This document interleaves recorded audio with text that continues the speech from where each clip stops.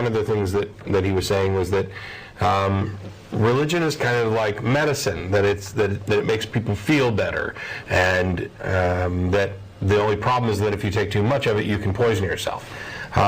Boy, that's a really nice sentiment. It's a good sentiment, but it's wrong. Religion's like a placebo. It can make you feel better, but it's not actually treating any real problem. It's not actually doing anything real. And it may actually cause more harm because the real problem goes untreated. And if it's sugar pills, you can take so many of them that you can make yourself sick as well. This idea that religion doesn't do any harm, that it just helps people, that it's a good thing.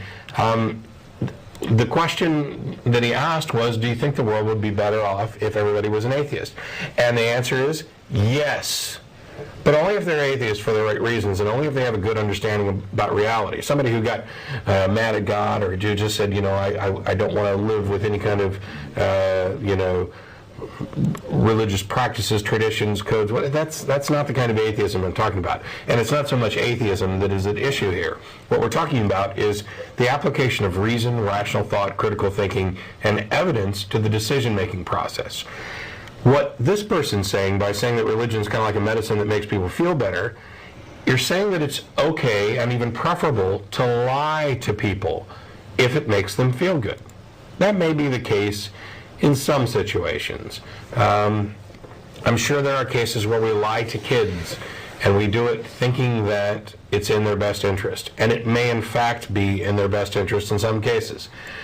I'm of the opinion that the world would be better off if people actually understood reality and learned to deal with reality on reality's terms. Right. On the other hand, just because they lost their belief in God doesn't mean they'd suddenly start thinking. Right, so, yeah. The absence of belief in God doesn't mean that you have any sort of grasp on reality or that you can make good decisions. Yes, I think the world would be better off if people abandoned religious beliefs. Why? Nobody's ever been able to provide a real benefit of religion that can't also be achieved by secular means. Any real tangible benefit. The examples that this person used were things like, people dealing with illnesses or drug addiction or alcohol addiction. Well, congratulations. There are secular solutions to that as well. Secular sobriety being one of them, but also people can deal with their addictions on real terms. And what I'm saying is that while we don't have all the evidence to demonstrate that this is actually true, this is what I believe.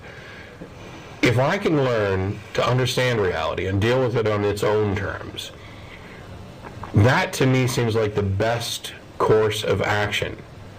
Because now I'm dealing with the problem. I'm not hiding from the problem. I'm not coming up with a placebo. I'm not coming up with a lie or some kind of comforting story to take my mind off of reality. If I'm sick, I go to a doctor. If I have an addiction problem, I seek help. And I don't need to seek it. I don't need to do what the Alcoholics Anonymous groups do, which is to say, oh, I'm this weak and feeble human, I can't possibly resolve this situation on my own. I must therefore turn to a higher power to deliver me from this addiction. What a crock.